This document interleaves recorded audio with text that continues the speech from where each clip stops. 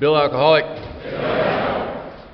He gave me a t-shirt this morning. It says Texas on it. I have no idea where the hell I'm going to wear that t-shirt. Karen and I showed up at Austin one time to speak at the Austin Citywide. And Charlie and Katie come and pick us up at the airport in their Humvee. Take us to the gun club where we're shooting shotguns. I have a picture of my wife holding a shotgun, which is stunning. And then we went and had barbecue. So I told that at Austin Citywide, and I said, I think I've lost my California liberal street cred now. That was a shocking experience to the system.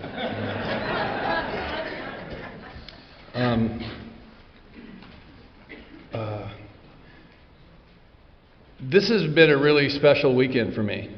And we all say that, but for me it really has been. I've kind of been out of circulation for a while, and I really feel like I'm back in the mainstream again.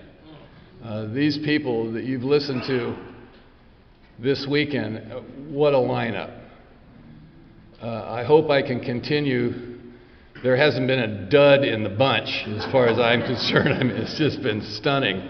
And too much information, actually. It's like sensory overload. You're listening to Chris and Charlie and Katie especially. It's like, I'm not doing this thing right. You know, there's something wrong with the theology here. You know, and it's just stunning. But what you've heard and what I hear and what cranks me up, what I've missed, and you don't notice it until you come back to it. You've been gone from it. What is passion? Just the passion for Alcoholics Anonymous. I mean, it's some of us are a little weird about it. You know, it's a passionate thing. It's very emotional. It's real. It's tangible.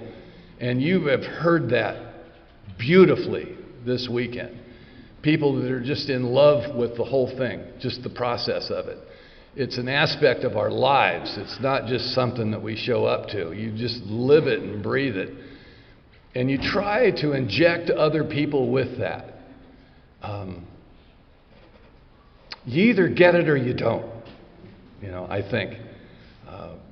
Each one of us thinks we know the right way. And it takes years to get over that, you know. And I think I'm just now starting to get over it a little bit, you know, that maybe there's other, I don't know what I'm trying to say. It inspires me, it invigorates me, it wakes me up. It reminds me, you know, I have a purpose in my life today. I didn't have a purpose. I didn't know where I was going. I didn't know what I was doing. I didn't have a purpose. And I came to Alcoholics Anonymous and I found a purpose in my life. I'm one of those people that really believe and have experienced that if you really do AA, everything else in your life gets better. Everything. It doesn't mean it's always successful. It's just about being peaceful. Today, all I'm looking for is peace. I just want to be quiet.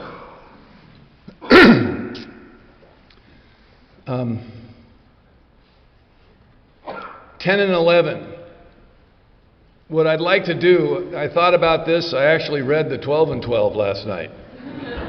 Not the whole thing. I did 10 and 11. I didn't want to OD, you know, too much. Because I tell you, my head is just swimming with what I agree with and what I don't, and what I think's right, what I'm confused by. I mean, all this weekend, it's just a really good dose of AA. You know, a really good dose of the 12 steps, you know. Does the process ever stop? I don't think so. Do we arrive anywhere and now we're okay? No. I think it's constantly evolving. I think it's created and structured so that it constantly evolves. It's a spiritual path. And what you and I do, what most human beings do with anything that we come in contact with, we try to dogmatize it. We try to codify it. We want to understand. And I really believe that's the booby prize. You know, it's a mystery. The whole thing's a mystery. God's a mystery. But we want to understand. We want to know what it is. And I believe what you and I do, when those of us that walk into AA and we have a problem with God, we create a God and don't believe in it.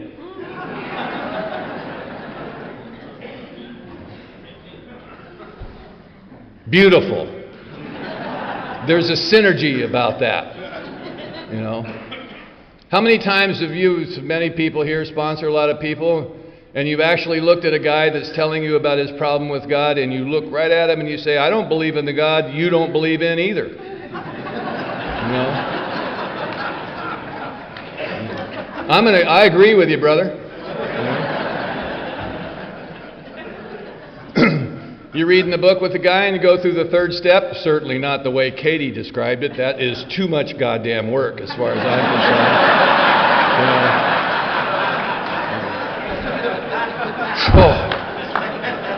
I'm going to be chewing on that for a month or two, you know.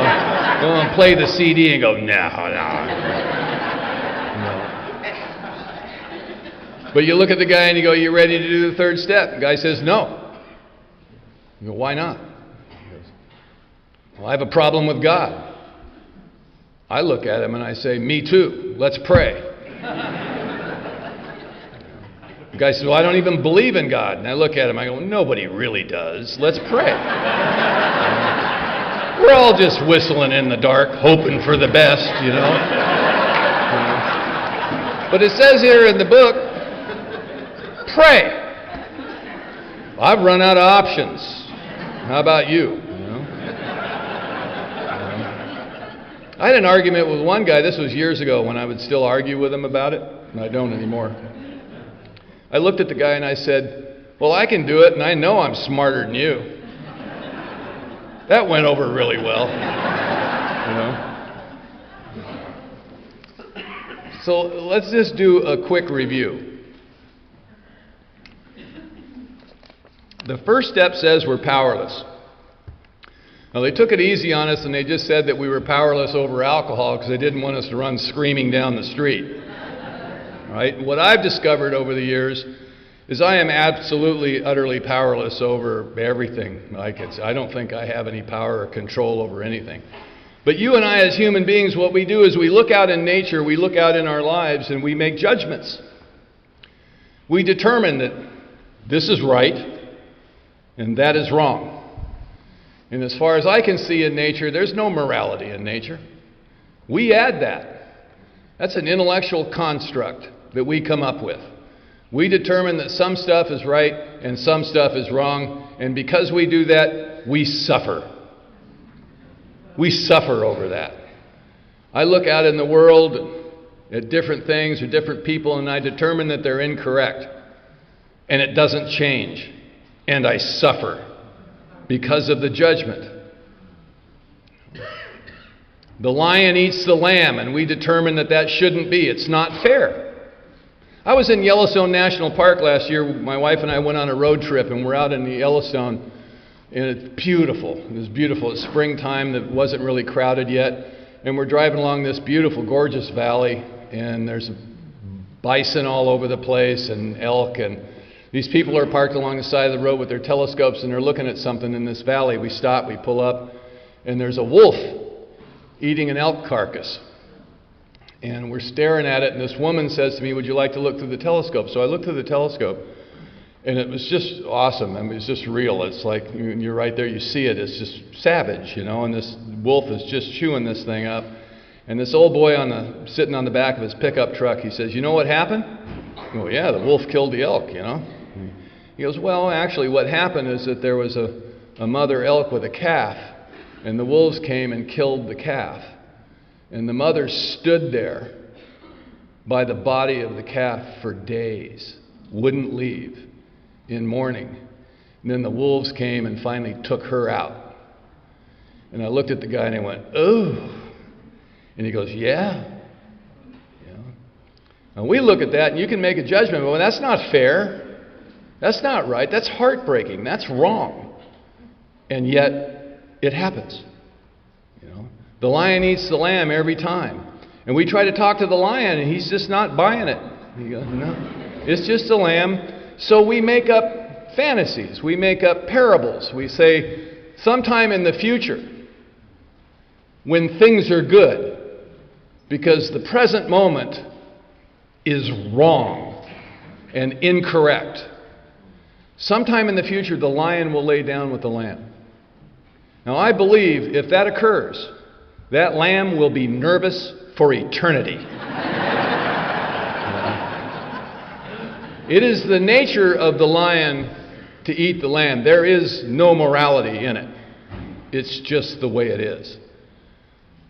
The world is just the way it is, and I have a problem with that. I have issues about the way things are. I don't like the present moment, and I suffer because of that. I suffer. So the concept of powerlessness, as you go down this road of sobriety, gets bigger and bigger and bigger. And I suffer. Sober, I suffer. I have issues. I have problems. I have relationship problems. I have problems. And I suffer. If I can grasp this powerlessness, just the drugs and the alcohol, the second step becomes operational. I need to be restored to sanity. What's sanity? Well, certainly enough sanity not to drink and use, because that's killing me. I got that down. The obsession seems to be lifted, and I need enough sanity not to go back to the old life. But also just to be able to maybe just glimpse the universal nature of powerlessness. Just glimpse it a little bit. Therefore, it's a logical thought progression that I need some power greater than myself. It's just I don't have to believe in anything. It's just a logical thought progression. I need something to come in and help this process.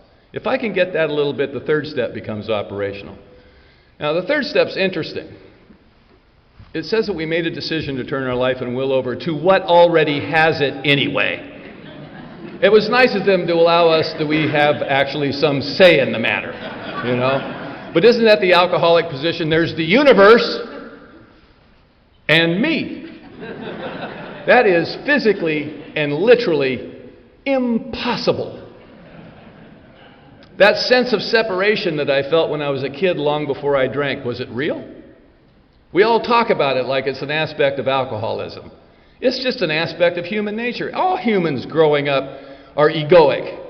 Children are self-centered naturally. The problem with kids is they're more self-centered than we are, so there's competition, right?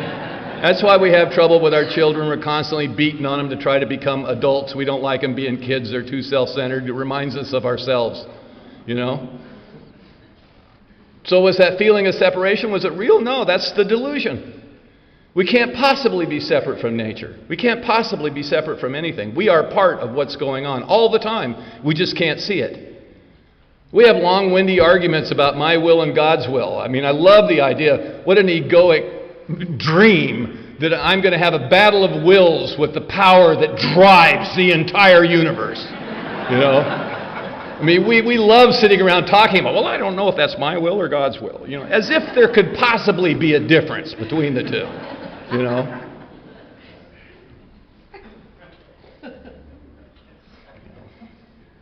So we make this decision. What life and will are we going to turn over? The inventory. The end result of living a life with seeming power, resentment, fear, and broken relationships. That's us. That's how we get here. Sometimes that's how we stay here. You can be stone cold sober and just miserable as hell. Just full of anger and pain and misery and bitching and complain and argue, and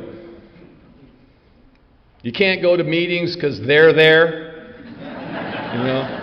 You can't be an alcoholic if you don't know who they are.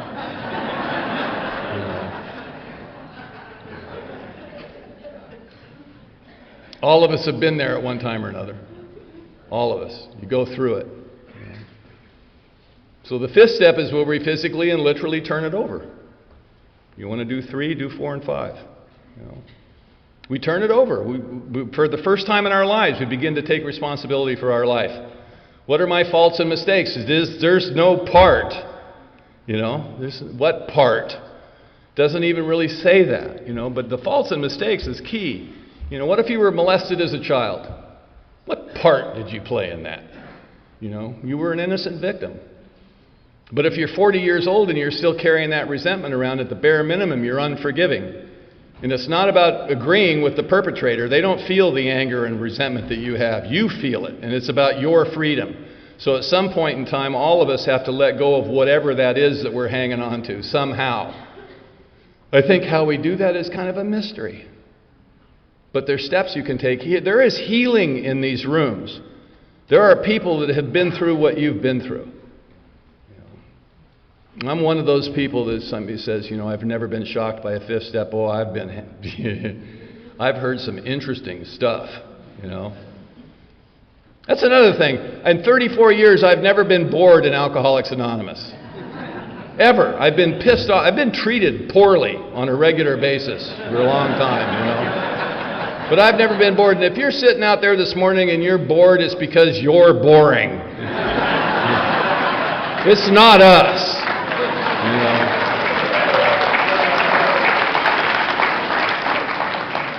That's just an opinion, but it's a good one.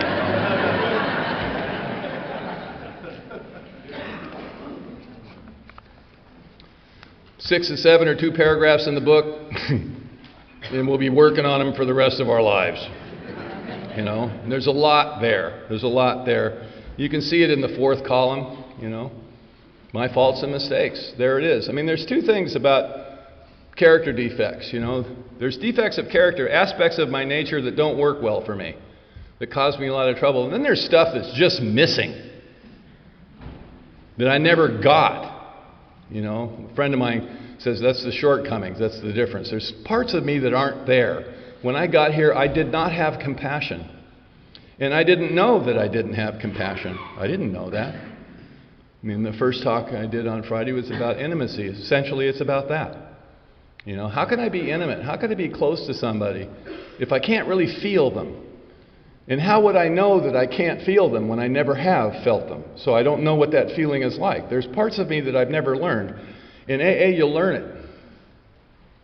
And if you throw yourself into this, you'll fill those voids in your nature. You fall in love with people. I described that on Friday, what happened to me when I crashed and burned at 10 years sober. Coming out the other side, I had done a lot of work, and I had some compassion. I could feel. I had addressed some of these defects of character and some of these shortcomings, mostly unconsciously. You just perform a lot of service around here. You do a lot of stuff. You reach out and you're trying to help people. You can't help but evolve. You will change. This is about transformation. It's not just not drinking, but there is a transformation that occurs where we change. We change.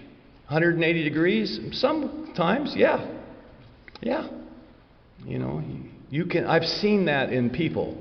And when I see it in you, I recognize it in myself, that I have been transformed. And I don't think that stops.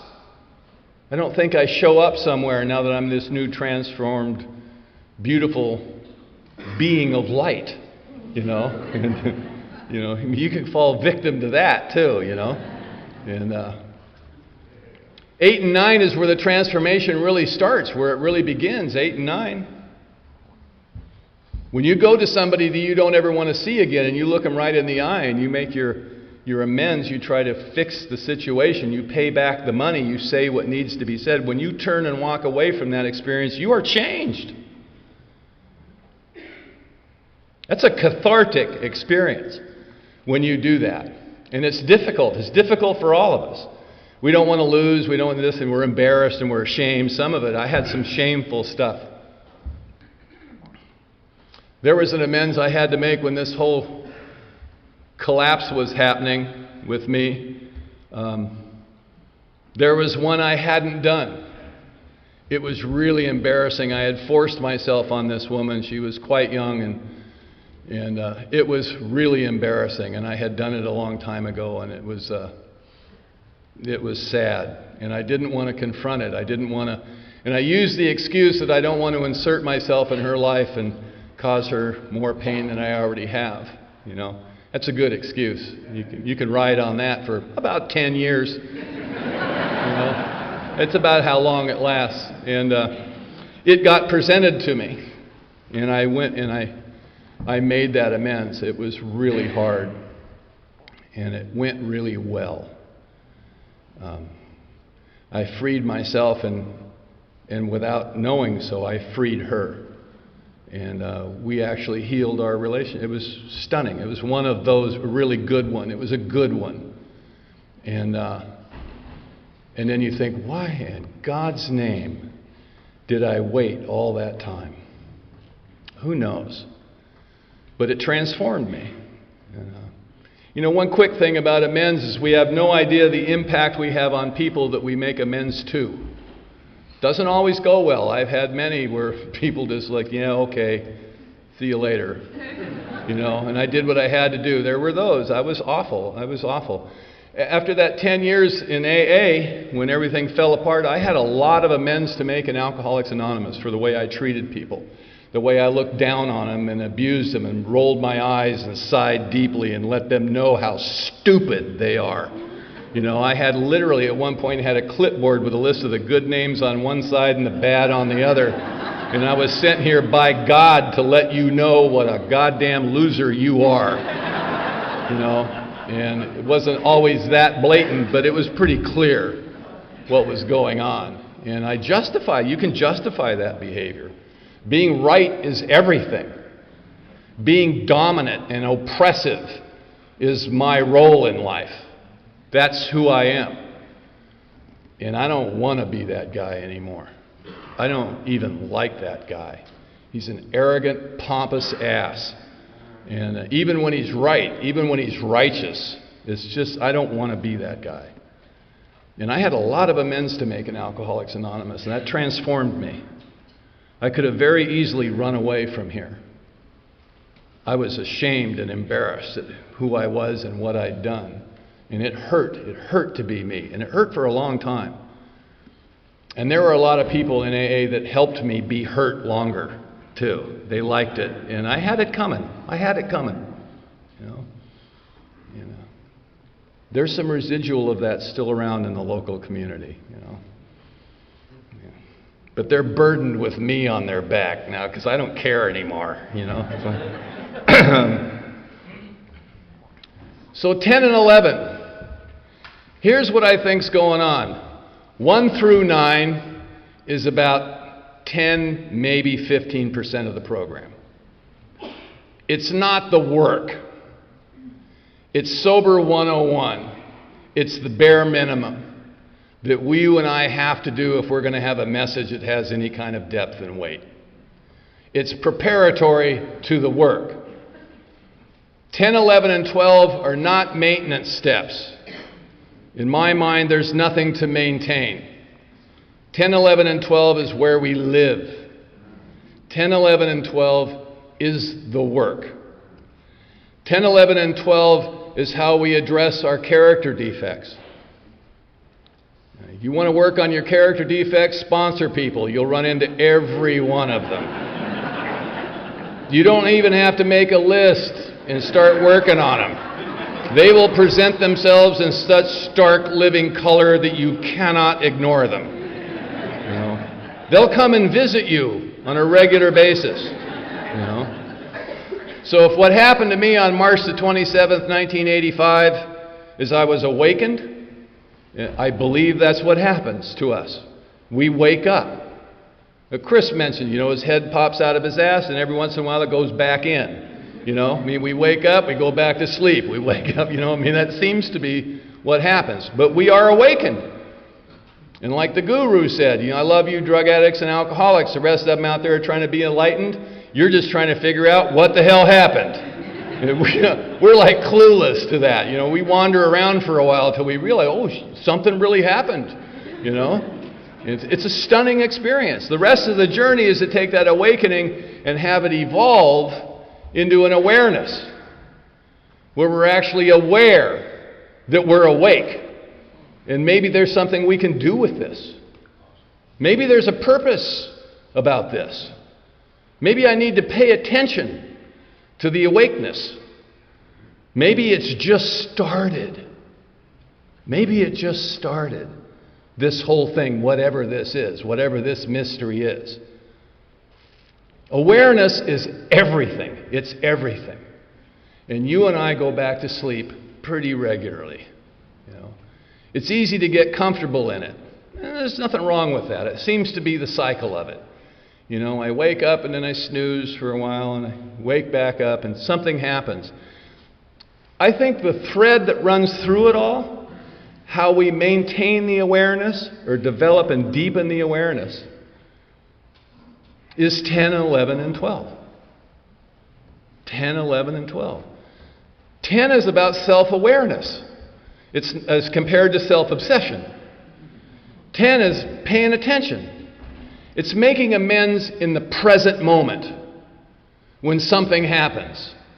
You're aware. You watch yourself move through life. You develop the ability to be the watcher, to observe yourself move through life and see what it is that you do that stands in the way of your own fulfillment and happiness. You can see it. You can't always maybe define it, but you know there's something wrong because you've quit blaming other people. The righteousness of being correct begins to fall away little by little by little, not easily, because we evidently just need to be correct. We need to be right, And it's our perception of what that is the problem, If I can do that, all of this is going to be presented to me. I will be able to see. If there's a transgression, I don't need to sit down and write about it and share it with 3 or 4 other people and share it at the home group and stuff. I can go, oh, I stepped on his foot. Maybe I should say I'm sorry. It's not that deep. It's not that profound. It's not that difficult to identify. It's obvious what it is I'm doing. Slowly, as time goes by, it becomes more and more obvious. Over the years, I've learned that I can have attributes. I can have depression. I can have things, and I don't have to be attached to it. I can have responses that are just internal. They don't have to be expressed. I never got in trouble for something I didn't say. In my case. There's some other people that have a reverse problem. Sometimes it's hard for people to open up. It's never been my problem. I am an extrovert. I am dominant. I'm loud. I can suck the air out of a room when I walk in. I don't like that guy anymore. He's still there, though. He's still there. It's like one of the awarenesses that I have is evidently there is not enough attention in the universe to satisfy me. Evidently. It seems to be that way. Now, should I be different and try and not need attention anymore? No. Like when you hear speakers get up here and they say, oh, I hate doing this because I'm the only one facing in this direction and there's too much light on me. Don't believe the asshole. We love this. This is like feeding the beast. And I just eat it up. People ask me, aren't you nervous when you go speak? No, I get excited. It's my turn to be the center. So the problem is, here's the problem. Here's the problem. I'm an attention whore. Now, I get a lot of attention. Why do I need more? That's the problem.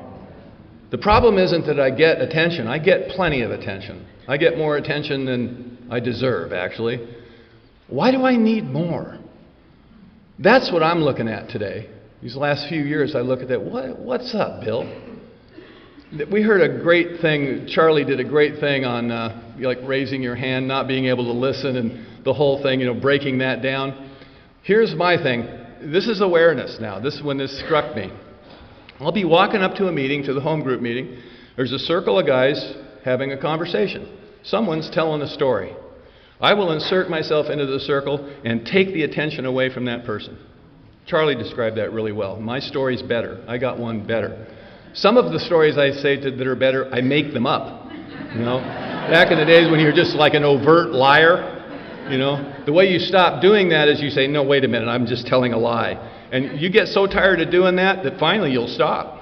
Because it hurt. Everybody looking out there, Bill's lying again. And he's going to confess, which is even worse, It's like, just tell the story, shut up, get out of here, It's like... One day I walked up to the home group, and there was a circle of guys there, and I walked up to it, and this guy was telling the story, and in my own benevolence, I allowed him to finish without interruption. And I walked away feeling much better about myself, And it started there. It started.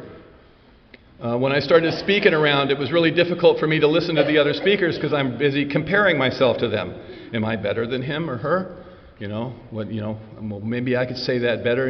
So you can't really hear what people are talking about because it's all internal dialogue, constantly. And you're so used to it, you don't notice that. When you start looking at it, you go, oh my God, is it really that bad? Yes, it's really that bad. It's that bad. What do you do with that? Well, awareness is number one. When you become aware of that, it's really difficult to continue doing it. There's other voices on the committee that start presenting themselves. Like, take a breath, Bill. Stop. Listen to what Charlie's saying. Listen. Today I can listen. Today I hear what you're telling me.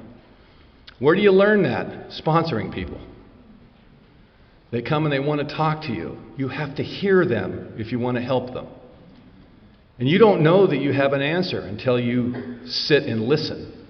And you have your own life experience. Like a lot of people tell me in these workshops we do, well, God, what do you say to people? What if he asks you a question that you don't have an answer to? You just make shit up.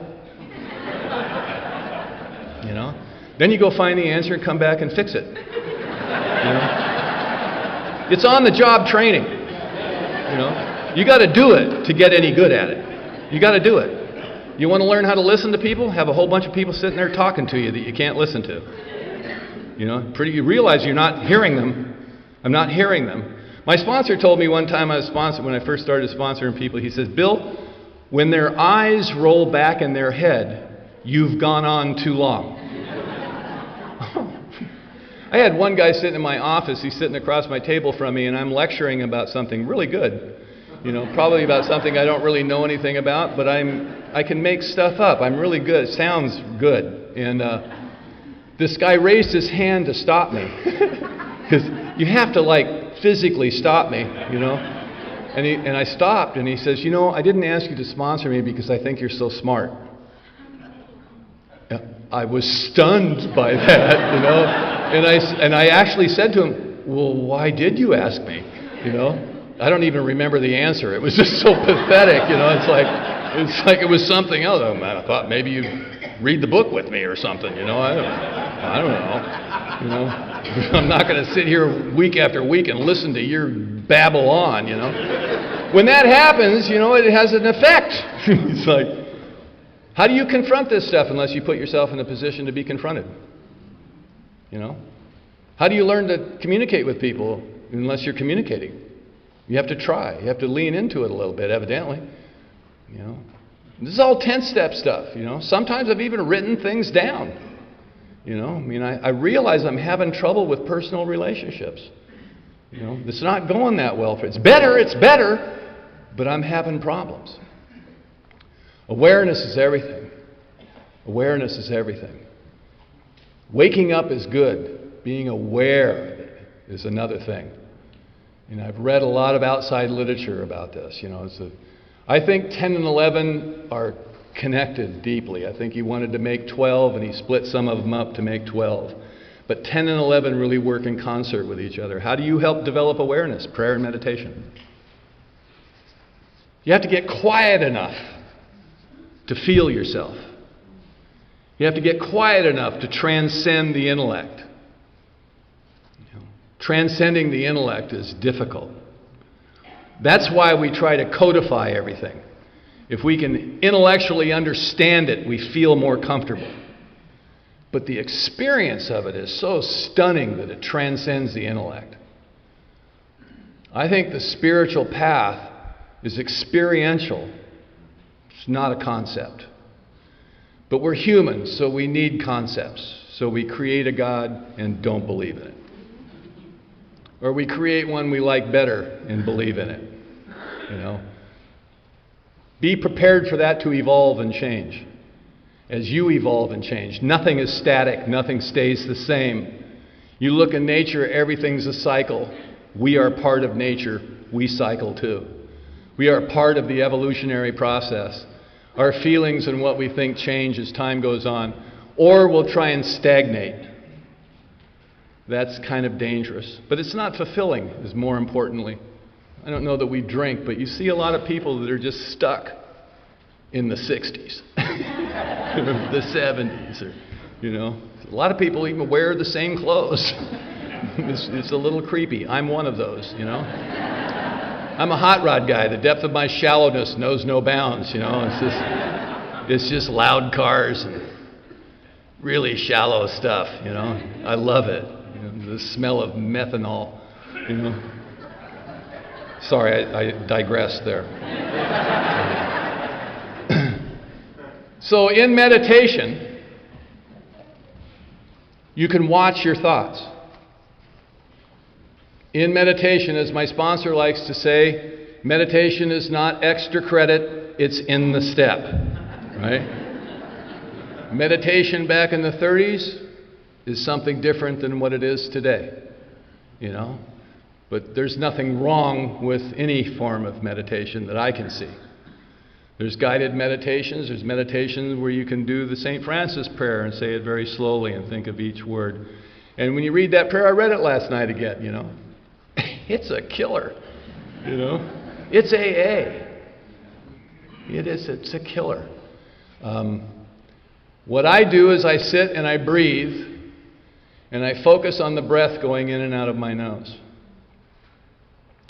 And the mind will wander because that's what it does.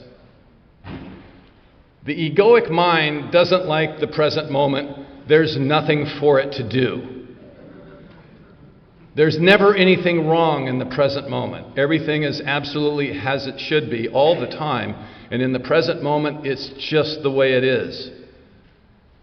And it doesn't like that. It wants to be in the future or in the past where it can chew on things, work on stuff, worry about the future, regret the past, or whatever it is. It just like sometimes it just thinks about fun stuff. But it needs to be thinking all the time. It needs to have attention all the time, whether it's positive or negative. It loves it when you work on yourself. You know? It loves it when you try to identify it. It's confused by it because it thinks it's me. It doesn't know there's a separation. Right? I think it's me. I'm in collusion with it. I listen to it and I respond to it. You know? It creates nothing. It just takes credit for shit. Right? It's not very good. It's flat and two-dimensional. It takes the past and it projects it into the future over and over and over again. They were looking for you then, they're looking for you now. You know, it's always the same. It's flat and two-dimensional. It has no depth. You know, it's not the enemy. But we talk about it in AA. We talk about it in the third person, don't we? We say stuff like, "My head's out to get me." We make it adversarial because that's who we are. And we talk about it needs to be crushed, smashed, killed, destroyed, changed, reined in, you know, strapped down, you know, all that stuff, you know. I don't think it's the enemy. I mean, why would it try to kill me? It needs me for transportation. You know? I mean, it's trying to help. It's just stupid. You know? It really thinks there's a threat. You know? We got to be careful. You know, what did she mean by that when she looked at me that way? Well, that's a good one. You know, mind reading is one of its major strengths. You know, you know, fantasy into reality is a good one. It does that. You know, and tinfoil caps. And so when I notice that it's wandered away from the breath, I notice it, and I gently bring it back to the breath. And I notice it again, and I exercise the muscle, the awareness muscle. And I'm watching it, right? And I watch it. Gently bring it back. Over and over and over again. You know, just keep doing that. And after a while, pretty soon the little periods of time get a little bit longer. You can say things like, you can ask it a question. You can say, who am I? Who am I? Who am I? There is no answer to that. So there's nothing coming back. It wonders why you're even saying that to it. So there's silence, you know. That's when I hear people say, well, I'm searching for my truth or my truth self. It just gives me the willies. I go, how's that going for you? And because what my sense is that there's no self there. My sense is that I'm not separate. The delusion is that there's subject, object, that there's a duality. There's me and there's you, and there's me and there's nature. That's the delusion. I don't think that's really there. Now, this is just me. The other thing I think about, I'll take a risk here. So I'm just talking about myself. I'm just throwing something out there for you to think about a little bit or reject, whatever you care to do with it. This is my journey, my path. I would hear people talk about having a personal relationship with a power greater than myself, and I would say, what is that? What is that? Because I've created this God and I don't believe in it, right? And I've got a construct, an intellectual construct of what I'm willing to believe in, and you're telling me something different. You're telling me something, that there's an anthropomorphic creature out there, something that I can actually communicate with that will intercede in my life, and I'm going, no, that's ridiculous. It's childish, and I can't go there. But I'm in AA, right? And I'm praying. They told me to pray. At first it was hard for me. The first time I said a prayer, I locked myself in the bathroom so that nobody would see me. It's embarrassing, right? And I felt embarrassed for you that you would actually talk about this stuff out loud. It was embarrassing to me. You know, I just thought, God damn, she should shut up. You know, make me uncomfortable. I'd have this kind of visceral reaction to this. I didn't like it. I didn't like it. So I was asked people if somebody would share about that in a meeting or a speaker maybe, and I'd go up and say, tell me about this personal relationship. What's it feel like? What's it going on? And there were basically two categories, not specifically, but just to make it simple. Somebody would try to explain it to me, and they couldn't explain it to me because they didn't really have it. They're just repeating something that they had heard. They're just talking, because we all pick stuff up and we start repeating it. And it became clear that these people they would get upset with me when I would ask them. That's indicator number one, right? Then there was other people that would sit down and talk to me about it, and they had something. But it doesn't lend itself to words. It's an experience. It's not a concept. They're having an experience that's very real in their life. There's no doubt about that. So I started doing some reading. I started doing some meditation. I grabbed some books. My sponsor's a great one for handing me stuff all the time. You know, I've got dozens of books that I haven't even read that he's given me. He's a voracious reader and a voracious seeker. It just never stops, you know. And he's the kind of guy that he'll get the book and take the course and go see the movie and sign up and join and go to the headquarters and stuff. We've actually been to the Oxford Group headquarters in Co, Switzerland. Who else has done that, you know? And I would have never gone on my own. He took me, you know. It's like, and it was an incredible experience. The Oxford Group's still around, you know. It's called Initiatives of Change. They're very active and vibrant in the community. They're very aware that AA came from them. Very aware of it. Very proud of it. You know, while we were there for a week, they had us even give a little presentation about AA and what's going on. It was really interesting, really stunning. And so I started doing some stuff and I started reading. So here's what I think. Okay? The ego, the egoic mind, wants a personal relationship, preferably one that's different from yours and better, because it's in competition all the time, you know. So it's going to come up with a creation, it's going to hear something, and it's going to grab a hold of it and create a dogma around it and believe in this. It wants its own personal relationship. For me, that's a real trap. Like, how do you find that? Which one's the right one? You go through all this angst and misery. And it's been miserable for me, for the most part. I think all there is God. By its very nature, it's impersonal. It's everything. There is no separation. There's no subject-object. There is no duality. It's all there is. And in meditation, I can tap into that. There are moments in meditation where I feel connected to everything around me. They might be fleeting. Some are a little bit longer than others. It isn't constant. But the present moment has a feel to it. It has a texture. It has a nature. So that during the course of a day, when I'm not in that present moment, when I'm competing for the center of attention, when I'm not listening to you, when I'm not in that present moment, when I'm not connected, I notice that and I can return to it. That happens consistently during the course of any given day. Wherever I happen to be, I can notice that I'm not there and I can return to it at will because I know what it feels like. I don't have to go lock myself in a closet and get quiet and breathe, you know. Sometimes. Sometimes it's really bad, you know. Sometimes you run into the other room and go, you know. But I can return to that. So I think God is impersonal. And the problem I have with it is I'm trying to make it personal. Because I hear you say that, and I have trouble with that.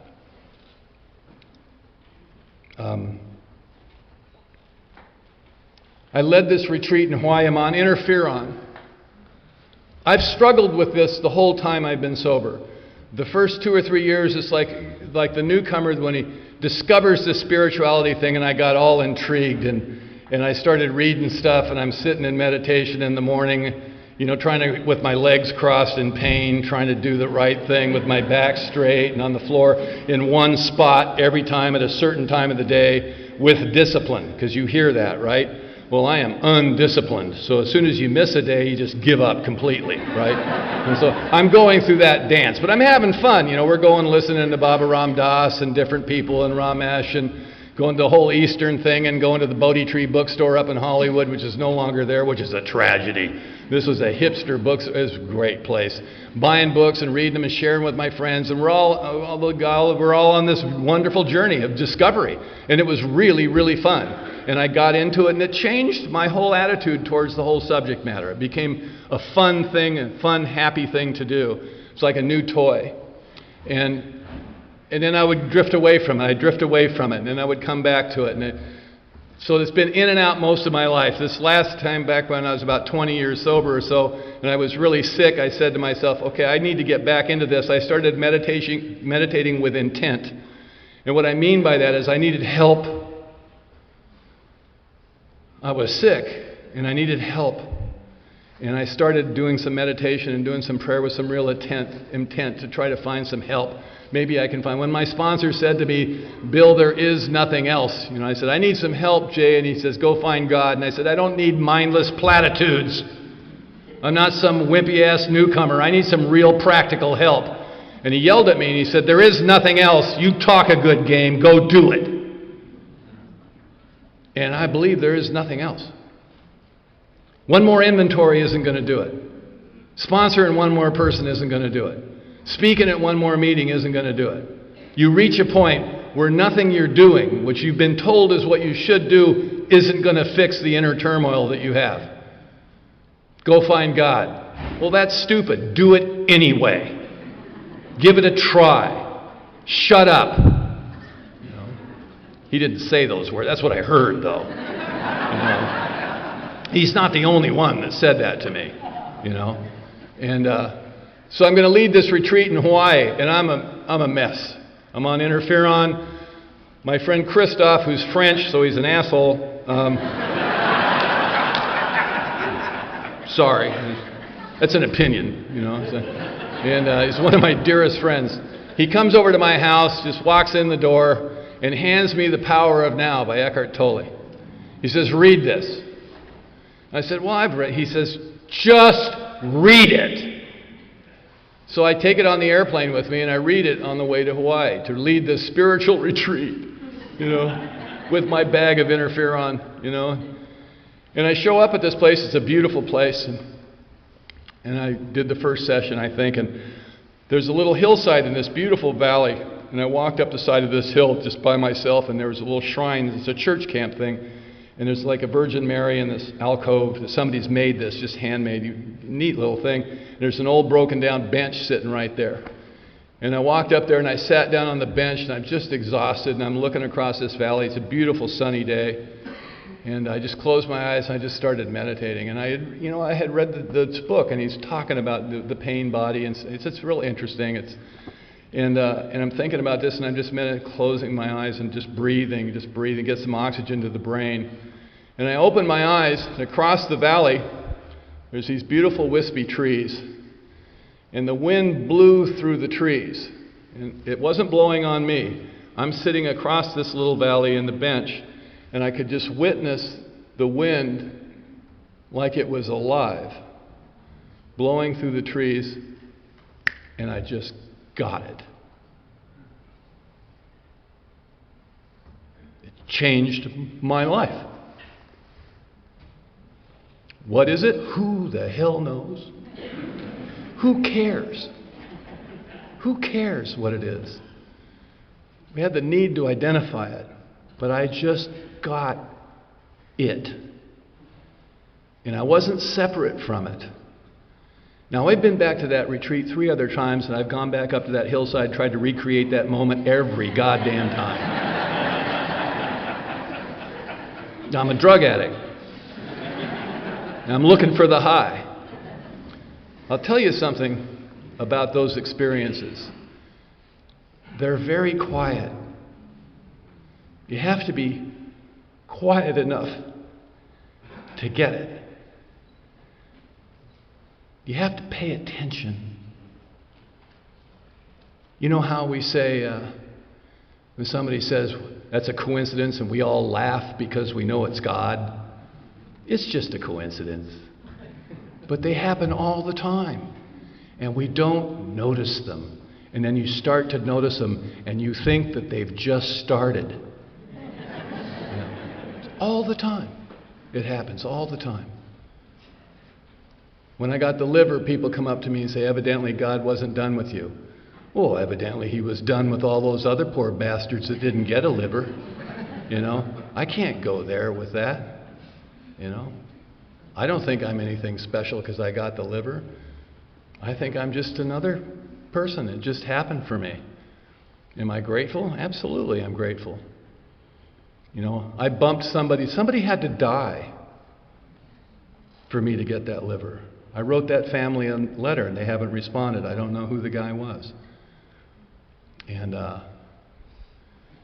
when I got that liver, a woman got bumped out of line. She was next in line. She was all prepped, ready to go, but she was too small to accept a liver, and I bumped her out. What about her? One of the surgeons came and told me later, and they're not supposed to tell me. She told me, she says, I'm not supposed to tell you this, but I thought you'd want to know. The woman you bumped out of line, she got a liver. And I cried, and I said, thank you for telling me that. I feel better about that. You have to get quiet enough to see it, to feel it. One of the most powerful things I've ever heard is by a guy named Alan Watts. Some acknowledgement out there. Watts is a special dude. He had a bit of a drinking problem. Ramdas told me one time, he says, other people had a problem with Alan's drinking, but Alan didn't seem to have a problem at all. In his book, Wisdom of Insecurity, he says, true faith is not knowing and having that be okay. Now, what I've always believed is that I have a belief mechanism that someone has given me or that fits in with my consciousness. And I have faith that that belief mechanism is correct. What Watts is saying is something very different. That true faith, real faith, is not knowing, having no belief mechanism at all. That everything is absolutely as it should be all the time, and having faith that that's okay. That's the way it's supposed to be. I don't have to try to make sense out of it. I don't have to have an idea of what happens after death or anything. I can just have faith that everything is as it should be. The ego cannot imagine itself not existing, so it fears death. Because what will happen if I'm not around? How could that possibly be? So all the fears that I have, all the insecurities and stuff are all egoic. They're all in my mind. What I need to do is transcend that thinking mechanism. Go beyond it. Be able to observe it. After the surgery, I had depression. I got depressed. And I'm not depressed by nature. I'm a homicide guy. I'm not a suicide guy. Scott Redmond, I much prefer your death over mine. I'm the dominant one. I got depressed. I used to make fun of people with depression. Evidently, here's another egoic thing. If you have a problem I don't have, I figure you're faking it. Evidently, that's what I think, because that's how I behave. And then I got depressed. So anybody that suffers from depression out there, I apologize for all the crappy stuff I've said about you. Because once you experience it, it's a different thing, isn't it? When it's in your own personal experience, it's different. And what I learned about that, when you and I feel bad, we think something's wrong that needs to be fixed. Right? I'm not working my program right, or there's something it needs to be fixed because I feel bad. I think sometimes we just get to feel bad. It seems to be part of life. In the whole spiritual realm, I realize I don't have to be attached to how I feel. I can be an observer of that. And I don't have to struggle against how I feel to try to change my mind, change how I feel. I can be depressed and not be attached to it. That doesn't mean the depression goes away. But I don't have to become Bill, the depressed guy. And some things came out of that. One is when I get up in the morning, I do not put my bathrobe on, because if I do, I'll be in it all day long. Okay? Which is not a good thing. At first was, okay, you can be in the bathrobe for 2 days, never 3. Then it was 1 day, but not 2. And then one morning it's like, don't put the damn thing on. It's starting to smell anyway. It's like, and then I just put my clothes on. Just do baby steps. Just baby steps. Not be attached to it. I don't have to become what I feel.